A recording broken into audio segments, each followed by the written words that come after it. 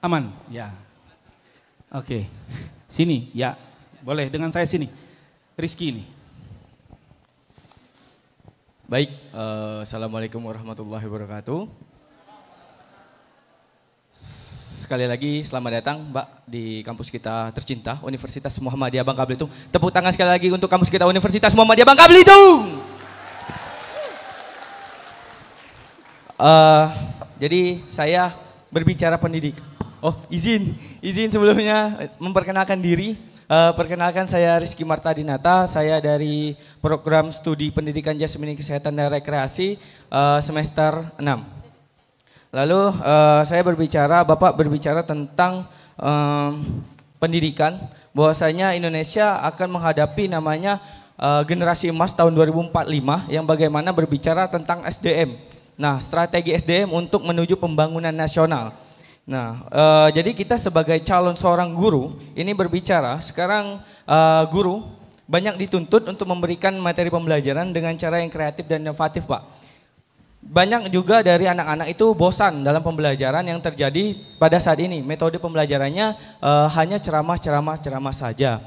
Ada waktu itu saya sempat magang, waktu itu di sebuah desa yang dikatakan literasinya anak itu menurun semenjak COVID-19 dan perpustakaan itu tutup. Malahan bukunya itu berdebuan. Nah, maka dari situ banyak metode yang digunakan dari seorang guru itu tidak berpengaruh karena metode ceramah yang dipakaikan. Namun saat ini ada namanya tren, nah media pembelajaran itu namanya augmented reality pada tahun 2017 yang bagaimana Pak augmented reality itu digunakan, augmented reality itu berbasis teknologi 3 dimensi yang menyatukan dunia maya dan dunia nyata, Pak. Lalu jika para guru menggunakan media ini, keberhasilan pembelajaran akan mudah dapat dicapai karena dengan menggunakan media pembelajaran ini para guru dengan mudah dapat mengajarkan siswa serta lebih mudah memahami. Jadi sangat efektif sekali. Oke, lanjut dalam pertanyaan saya terkait tanggapan Bapak tentang bagaimana SDM kita yang sangat rendah ini. Karena guru banyak kurang memahami dalam pemakaian media pembelajaran. Sedangkan anak-anak kurang memahami juga, Pak. Namun saya minta tanggapan dari Bapak karena kami seorang calon pendidik nantinya akan mengumpul persepsi-persepsi dari Bapak bahwasanya pendidikan itu adalah investasi dan pertahanan negeri ini untuk menuju pembangunan nasional. Sekian dari saya. Wabillahi taufiq wal hidayah. Waalaikumsalam warahmatullahi wabarakatuh. Semuanya, perkenalkan nama saya Diva Minati, saya kelas 2B Prodi PGSD. Nah, di sini saya ingin mengungkapkan pandangan saya terlebih dahulu terhadap mutu pendidikan di Indonesia. Karena banyak sekali anak-anak sekarang ini lebih memilih untuk bekerja daripada meningkatkan pendidikan atau bersekolah. Nah, hal ini saya yakin sekali bukan karena anak-anak tersebut tidak ingin sekolah, namun keterbatasan ekonomi. Nah, hal inilah yang seharusnya menjadi perhatian khusus bagi pemerintah untuk menarik kembali minat anak-anak tersebut untuk meningkatkan mutu pendidikan tersebut, untuk menarik mereka agar mereka ingin bersekolah kembali. Namun, saya melihat dengan pandangan saya, pemerintah itu sudah memberikan semaksimal mungkin untuk menunjang pendidikan mereka seperti dana, seperti guru-guru menunjang para guru-guru untuk mengajar di sekolah-sekolah. Namun hal ini yang membuat anak-anak tersebut tidak ingin bersekolah itu karena adanya kecurangan. Contohnya pemerintah sudah memberikan dana untuk BSM misalkan, KIP ataupun beasiswa. Namun yang menjadi fokusnya ataupun tujuan dari BSM tersebut bukan orang-orang yang bertujuan tersebut. Contohnya yang menerima KIP itu orang yang berpendidikan, orang yang memiliki akademik misalkan, orang yang memiliki prestasi. Namun yang menerima itu bukan orang yang memiliki prestasi tersebut, namun yang menerima KIP tersebut adalah orang misalkan kerabat dari pengurus Oke, BSM pertanyaannya KIP langsung tersebut. kepada pokok pertanyaan. Maaf, pertanyaan saya bagaimana pendapat Bapak tentang hal tersebut dan bagaimana cara Bapak mengatasi permasalahan tersebut sesuai dengan pengalaman Bapak sebagai Menteri Pendidikan di Indonesia. Terima kasih. Wassalamualaikum Tepuk warahmatullahi tangan buat wabarakatuh. Ananda kita. Baik, karena ini adalah kuliah tamu, kita berikan kesempatan kepada salah satu dosen kita. Baik, terima kasih. Pada tahun 2014 atau 2015, beberapa tahun yang lalu, saya sempat mendengarkan bahwa Pak Anies pernah membicarakan tentang nawacita pemerintahan, begitu Pak. Salah satunya itu adalah dengan membangun Science dan Technopark. Nah, itu saya rasa sangat beriringan sekali dengan apa yang menjadi kebijakan kementerian saat ini, yaitu untuk menumbuhkan bagaimana pendidikan itu tidak hanya didapatkan di sekolah begitu. Nah, sehingga hal itu menjadi penting saya anggap. Karena tadi ini sebenarnya terpantik ketika Bapak mengatakan bahwa pendidikan itu adalah kerja kolaboratif begitu ya. Dan kita juga membicarakan masa depan. Bayangan saya Bapak izin, bayangan saya masa depan itu adalah setiap daerah, mungkin di Jakarta sudah, tetapi untuk di daerah-daerah seperti saat ini di Bangka Belitung katakanlah, kita belum menemukan begitu banyak taman-taman ataupun science edu park itu yang dapat mendukung. Tidak hanya ditemukan di sekolah, karena saya yang mengalami perubahan begitu dan beradaptasi terhadap zaman. Nah, saya tidak ingin bertanya terlebih jauh, tetapi jika suatu saat Bapak memiliki kesempatan untuk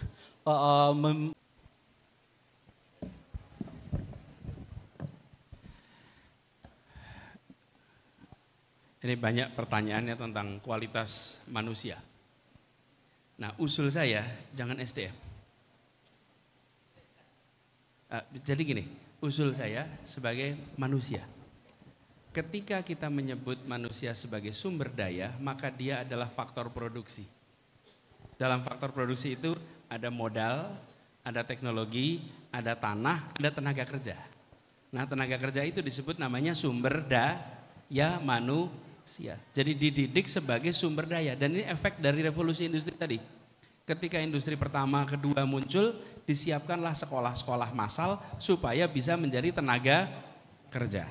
Karena itu sudah sejak tahun 90-an Human Development Report tidak pernah lagi mengistilahkan Human Resource Development Report, tapi menyebutnya sebagai Human Development Report. Kata resource itu hilang. Jadi ini juga waktu dulu pembentukan Menko itu Pak, PMK, pengembangan manusia dan kebudayaan. Waktu itu saya termasuk dalam diskusi, saya usul jangan sampai pengembangannya pakai kata sumber daya, karena nanti manusia semata-mata sebagai pelaku ekonomi, padahal manusia itu punya peran yang lebih besar lagi daripada untuk bekerja. Nah, Bung Rizky tadi yang tanya soal guru. Ini banyak calon guru ya di sini ya? Banyak. Coba yang calon guru acungkan tangan. Calon guru. Calon guru. Wih, luar biasa. Tepuk tangan untuk para calon guru ini.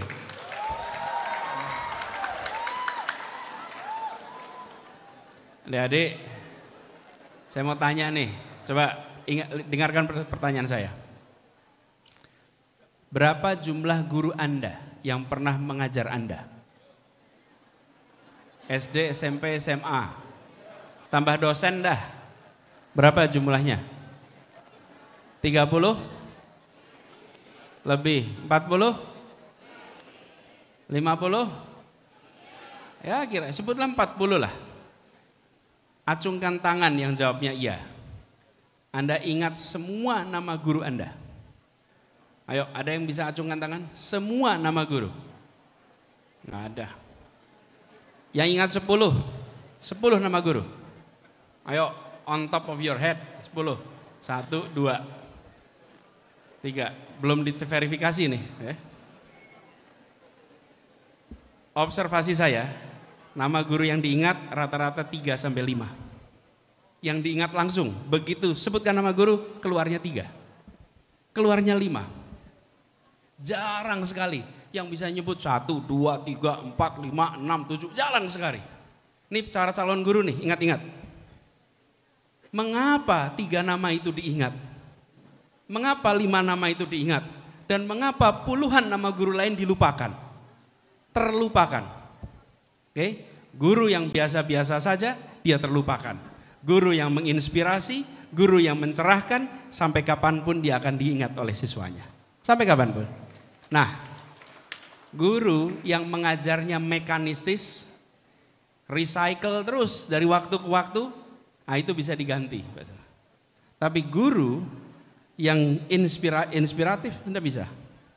Jadi adik-adik semua, guru yang diingat itu biasanya 2, menyenangkan atau menyebalkan. Oke? Yang menyebalkan diingat, yang menyenangkan Nah, Anda mau diingat jadi guru, mau pilih yang mana? Milih yang menyebalkan atau menyenangkan?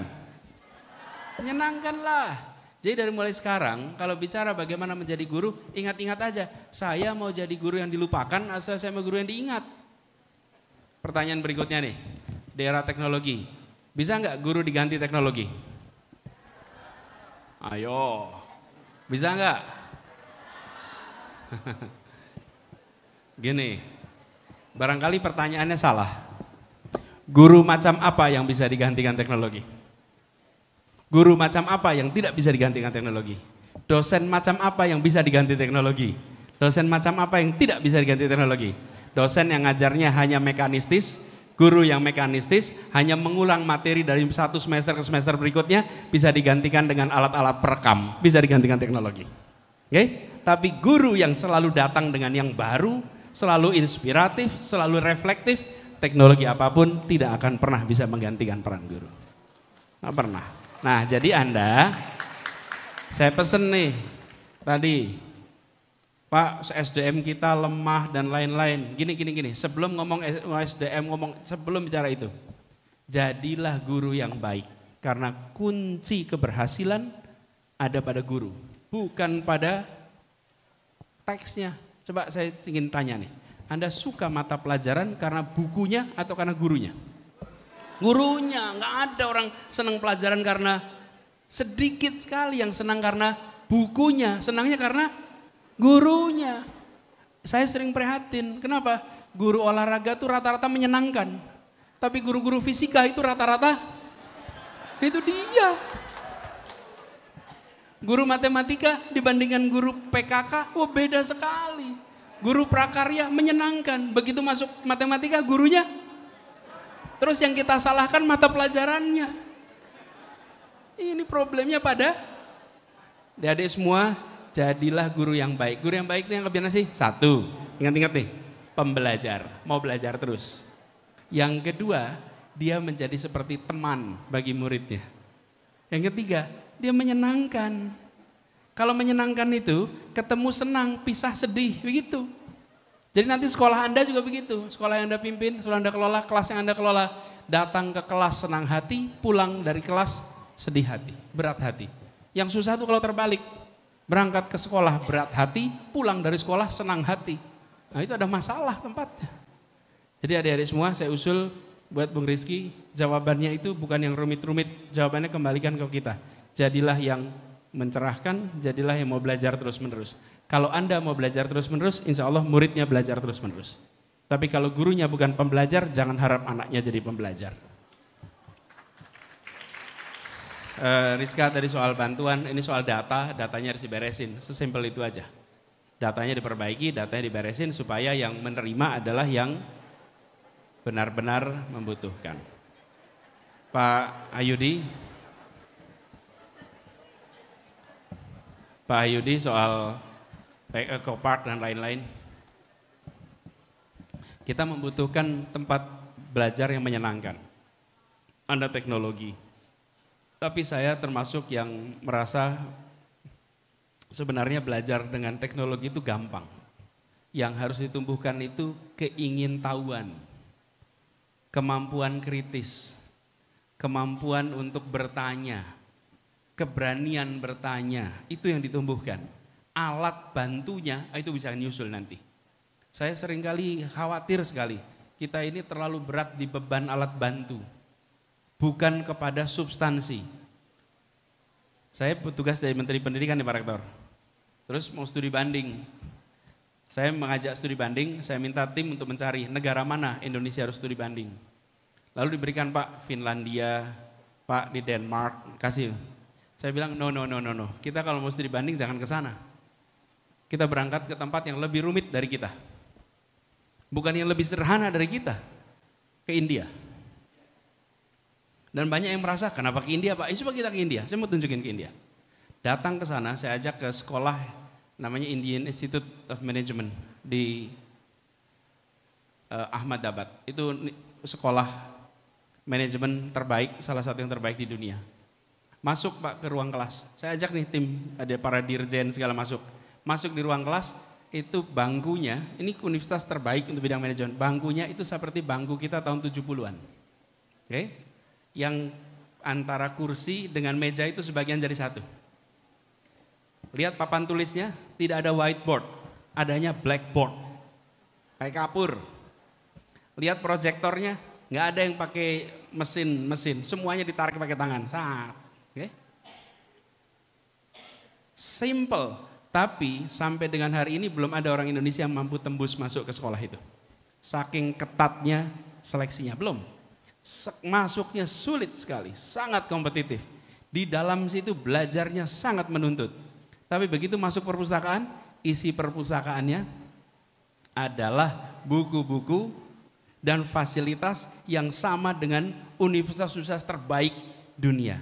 Dia tidak fokus pada sifatnya penunjang, dia fokusnya pada substansi. Nah, saya sengaja ajak tim kita, kenapa? Karena kita ini punya kecenderungan ganti alat-alat, proyektornya baru, alat presentasinya baru, semua yang terbaru, tapi isinya sama seperti PowerPoint dan isi-isi proyektor-proyektor biasa. Kita jangan fokus pada alat itu, tapi fokus pada substansinya. Kalau kita fokus substansinya, insya Allah ke depan bagi. Jadi jangan fokus pada alat-alat, teknologi bagus, tapi manfaatkan justru pada kemampuan untuk berpikir kritis, kemampuan untuk bertanya, kemampuan untuk menganalisa, nanti alat bantunya bisa dipakai di kemudian hari. Jangan dibalik. Nah, hari ini kita menjadi satu dengan alat-alat yang penuh dengan teknologi. Itu kita sadari, tapi juga jangan lupa, ini hanya bisa luar biasa kalau aja imajinasi. Tanpa imajinasi nggak ada artinya alat ini. Untuk membuat alat ini perlu matematika, perlu fisika. Tapi untuk membuat konten yang menyebar ke seluruh dunia perlu kreativitas dan perlu imajinasi. Oke? Anda punya alatnya, tapi tidak punya imajinasi, kreativitas, Anda tidak memiliki konten yang bisa menggerakkan. Konten itu didapat lewat imajinasi, lewat kreativitas. Itu yang harus ditumbuhkan. Gitu ya. Bapak Ibu sekalian, terima kasih Pak Rektor. Mudah-mudahan Unmuh Bangka Belitung makin maju, makin berkembang. Titip salam untuk semuanya. Dan kita saling doakan di jalan rute perjuangan masing-masing, insya Allah bisa amanah, bisa istiqomah dan memberikan manfaat bagi semuanya. Kemudian pada PWM dan pimpinan Aisyah, terima kasih sudah menyempatkan hadir. Titip salam untuk seluruh keluarga besar Muhammadiyah di Bangka Belitung yang belum jumpa hari ini. Insya Allah ini bukan perjumpaan terakhir. Insya Allah nanti kita jumpa lagi ke sini. Iya. Terima kasih. Assalamualaikum warahmatullahi wabarakatuh.